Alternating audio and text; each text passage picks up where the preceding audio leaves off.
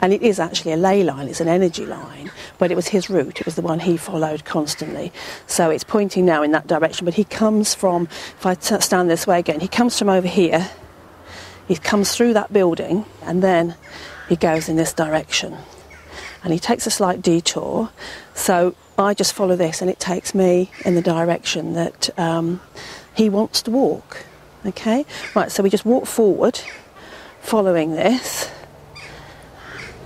So we let it take me where it wants to go. So that's the only trouble with dowsing. You go by a direct route, which sometimes means through people's gardens and various other things. So again, I'm going to take a slight detour, just so I don't step through garden. And then he basically disappears through the wall, which is here. And on the other side of here was the actual banqueting hall, the main hall of the castle. And that's where he disappears to. This is just back in the bedroom, they still think they're seeing floating orbs. No. Yeah, there's one just coming off the bed now, heading towards the window. No. Can you see me? Yeah, you just put your hand right by it. Yeah. Yeah, but again, it's not dust. It's moving. There's three just gone. My God. Oh my God. Hold on. That could be dust, couldn't it? Yeah, yeah. We may have got dust. There's a lot of them all together now. Where, by the bed? What was going on before is definitely different.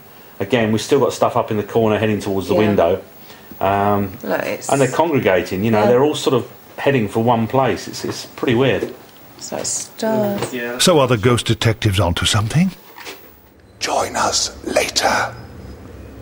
If you dare. It's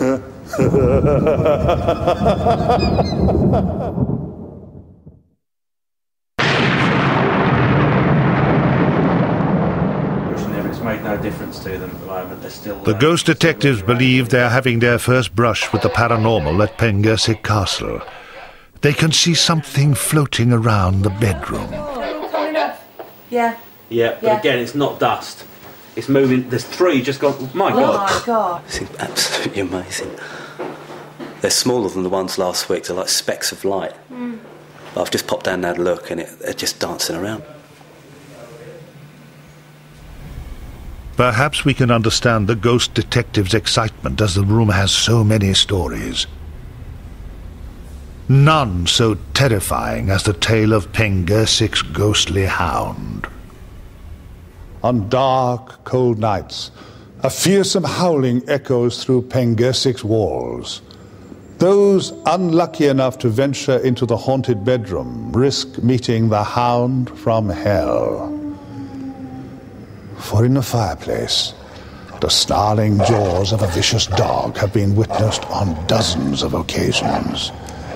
Those brave or stupid enough to stay say the experience leaves them chilled to the marrow and with the feeling that their every move is being watched by two searing canine eyes.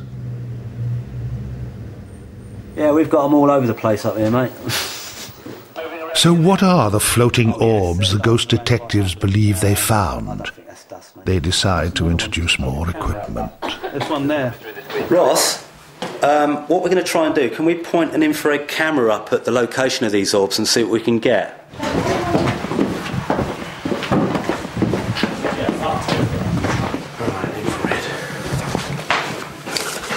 When we were running the orb test last week, it was all done on infrared, and they had a certain look to them. What I want to do is take the lighting to the same conditions we had at Bowden House and see if they look the same as the ones we saw last week.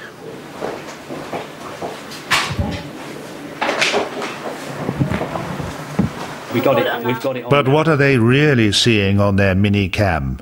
Phantoms or wishful thinking? Spotted it. It's shot. Oh, yeah, Did a swirl. Yeah. There it goes out the window again. Oh, God, yeah, no. That's not dust, man. No, it is definitely not, because you'd have it all round here as well, wouldn't you? And it all sort of like shoots. Yeah, there you go. You wouldn't get a dust particle moving at that speed so quickly out, would you? Yeah. Definitely not. Moving around again now. Oh, yes, they're dancing around quite happily. I don't think that's dust, mate. There's another one just above the camera. There's one there. This seems too good to be true. Look, there goes one floating up. Heading that way. way. One thing that's puzzling me, Andy, is why are we only getting them on the one camera? You've got two other cameras here that are on the two 9-inch screens, one black and white, one colour, yet we don't appear to be getting any on the other two cameras. Can you clarify that, please? You've got 4 cameras in this room and they're not appearing on any other camera. So I think it's because this light has a beam directly in front of it. It's quite a heavy floodlight that we're picking up a lot of the dust in front of here. Because it's close to the camera, it's appearing that it's actually further away than it is, and that's causing the problem. I hoped at first that it was orbs, obviously, because of the success we had last week, but looking at it now, it looks like dust to me. But then again, you can never rule out the possibility that there could be an orb in there. We just need to review the footage, really, and see. I mean, obviously, looking at it now, they're reacting, the dust particles are reacting with people walking around in there, which wasn't actually happening before. So, who knows? A bit disappointing? No, I'll sleep better tonight. Put it that way. See how easy it is to get carried away?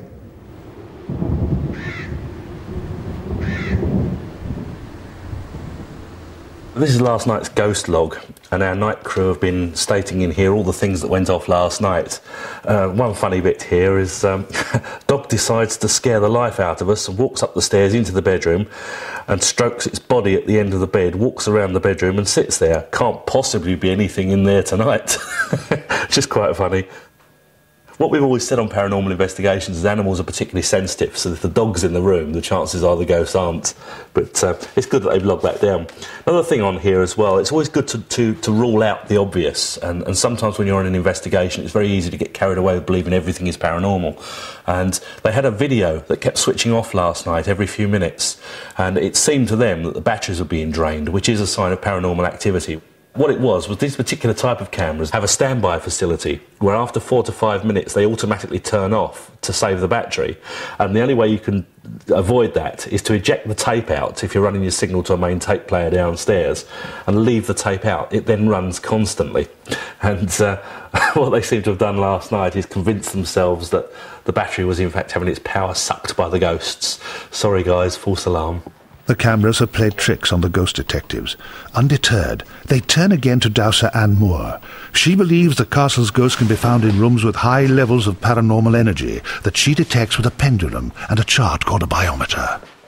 This is another of my instruments I use. This one is called a biometer. It measures energy, but what it does when you're actually doing room energy is it will actually tell you how much energy is in the room, and it does alter according to the activities in the room. Okay, so we're going up to the room where most of the activity goes on. Right, and we're going to take a reading with the biometer just to see what the energies are like in this room. I'll actually do it on the bed, I think. I'm using a pendulum here. Why do you do that? Because this is what we use with the biometer to give us the reading. When you actually learn to use a pendulum, you need to know the yes and the no. If you don't know that, then you can't use it. So you ask the pendulum, first of all, it goes into what we call search mode, and it's just going round because I haven't instructed it. Now I'm going to ask it to show me a no, and mine just goes side to side. So that's my no. So I then ask it to go back into search mode, which it does, and I ask it to show me a yes, and it goes backwards and forwards. Now, everybody's different because we all vibrate at different levels, and some people's yes and no may be clockwise, anti-clockwise, whatever. So everybody actually has their own signal. So what we do is, this is the area where we ask the first question. And the question that we ask is, show